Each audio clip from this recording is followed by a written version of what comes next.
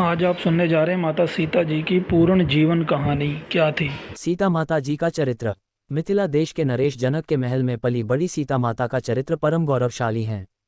वाल्मीकि जी ने अपनी रामायण में सीता के चरित्र को वर्तमान के लिए आदर्श बताया है।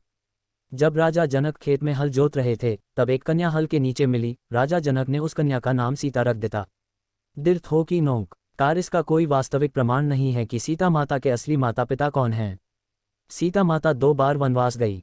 रावण की लंका में माता सीता को रावण ने खूब धमकाया और डराया, लेकिन माता सीता को अपने पत्नी धर्म पर पूरा विश्वास था कि श्री राम जरूर आएंगे।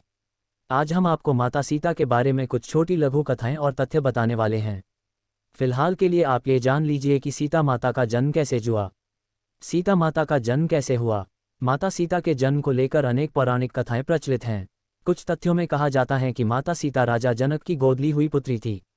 कुछ ग्रंथों में लिखा गया है कि माता सीता लंका नरेश रावण को पुत्री थी। इन कथाओं के अलावा भी एक अन्य कथा प्रचलित है। चलिए हम उसके बारे में आपको बताते हैं। एक बार मिथिला नगर में भयंकर अकाल पड़ा।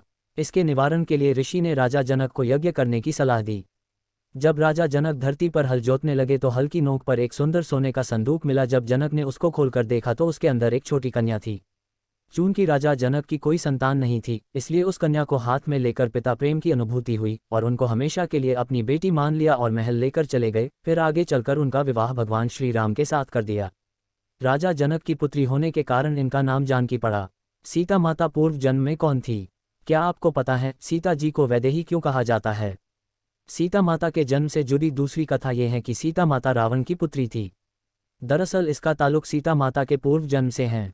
पूर्व जन्म में सीता माता का नाम वेदवती था। वेदवती बेहद ही सुंदर कन्या थी। वेदवती परम विष्णु भक्त थी और उनको पति के रूप में स्वीकार करना चाहती थी। इसलिए वेदवती ने भगवान विष्णु के लिए घोर तपस्या की। एक दिन रावण उस स्थान से गुजर रहा था जिस स्थान पर वेदवती तपस्या कर रही थी। रावण उसके रूप को देखकर उस पर मोहित हो गया और उनको महल चलने को कहा। वेदवती ने बताया कि वह यहाँ पर भगवान विष्णु के लिए तपस्या कर रही हैं। रावण को इस बात पर गुस्सा आ गया और उसने वेदवती के साथ दुर्व्यवहार करने की कोशिश की। इस कारण वेदवती ने अपनी तपस्या से खुद को भस्म कर दिया। अपने अंतिम क्षण में वेदवती ने रावण को श्राप दिया कि वह अगले जन्म में उसकी बेटी बनकर आएगी और उसके मृत्यु का कारण भी बनेगी। जब रावण और मंदोदरी के संयोग से एक कन्या का जन्म हुआ तो रावण ने उसको एक संदूक में डालकर समुद्र में फेंका दिया। समुद्र की देवी वरुणी ने उस बक्से को धरती माता को सौंप दिया। फिर धरती माता ने उस बक्से को राजा जनक और सुनैना को सौंप दिया। तो ये थी सीता माता के पूर्व जन्म की कथा। सीता धरती में के रामायण के अनुसार सार जब भगवान श्री राम, लक्ष्मण और सीता माता तीनों जब वनवास से अयोध्या लौटे और जब उनका राज्याभिषेक किया जा रहा था, तब किसी धोबी ने सीता के चरित्र पर अंगुली उठाए।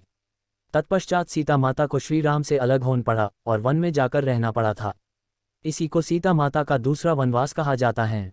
जब अश्वमेध यज्ञ किया जा रहा तब लव कुश ने सभी को बंदी बना लिया, और जब लव कुश ने भगवान श्री राम के दरबार में उन्हीं की गाथा सुनाई तब भगवान श्री राम को एहसास हुआ कि ये दोनों उन्हीं के पुत्र हैं। सीता माता और श्री राम का पुनः मिलन भी वहीं पर हुआ। वाल्मीकि भी वहीं पर हाजिर थे। उस वक्त भी सीता के चरित्र पर लोग लांछन लगाते थे। तब वाल्मीकि अति दरिद्र अवस्था में रोते हुए भगवान राम को बोले, मैंने अपने जीवन में कभी झूठ नहीं बोला। सीता वही पवित्र स्त्री हैं जिनको आप मिथिला देश से लेकर आए थे। आप इनकी परीक्षा मत लीजिए। लेकिन जब दरबार ने सीता से उनके चरित्र का प्रमाण मांगा तो सीता माता ने ये कहा, अगर मेरा चरित्र पवित्र है तो इसी क्षण में धरती में समा जाऊंगी। ठीक उसी क्षण धरती फट गई और धरती के गर्भ से माँ पृथ्वी आई। माँ पृथ्वी सीता माता को अपनी गोद में लेकर वापस अंदर समा गई।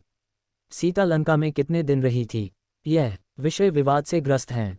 इस विषय पर सभी के अलग अलग मत हैं। कुछ का मानना है कि सीता माता 11 मास लंका रुकी थी। कुछ विद्वान 435 दिनों को सही ठहराते हैं। अनुमानित आंकड़ों के अनुसार 1 वर्ष के आसपास का समय उचित ठहराया जा सकता है। जब सीता माता लंका से वापस आई तब उनकी उम्र लगभग 33 वर्ष थी। रावण ने सीता को क्यों नहीं छुआ? दरअसल रावण को श्राप था कि अगर उसने सीता माता को छू लिया तो उसके सर के 100 टुकड़े हो जाएंगे। रामायण की घटना त्रेतायुग की है। रावण को नलकुबेर ने श्राप दिया कि अगर वह इस युग में किसी भी स्त्री को बिना अनुमति गलत नियत से छुएगा तो उसका विनाश हो जाएगा। इसलिए रावण अपने श्राप के कारण किसी भी स्त्री को न छूने के लिए विवश था। सीता माता तक का जीवन दर्शन आज के समाज को ये सीख देता है कि एक सच्ची पतिव्रता स्त्री कभी अपने चरित्र और स्वाभिमान पर लांछन नहीं लगने देती हैं। एक राजा के घर पली बड़ी कन्या, एक चक्रवर्ती राजा की बेटी, एक शूरवीर राजकुमार की पत्नी जो हमेशा अपने स्वामी के पीछे पीछे चलती हैं। जब अज्ञानी समाज में सीता पर मिथ्या आरोप लगाया तो अपने स्वाभिमान की रक्षा के लिए जंगल में चली गई, जहां खुद के लिए धान पिसती हैं, चक्की चलाती हैं, वन से लकड़ियां काट कर लाती हैं और अपने वीर पुत्रों को स्वावलंबी बनने की शिक्षा देती हैं। इसके बाद जब एक बार फिर समाज ने चरित्र प्रमाण मांगा तो माता सीता धरती में समा गई। तो ये था सीता माता का जीवन दर्शन और उनके जीवन से जुड़े कुछ किस्से। एक लाइक करें, चैनल को सब्सक्राइब करें। धन्यवाद।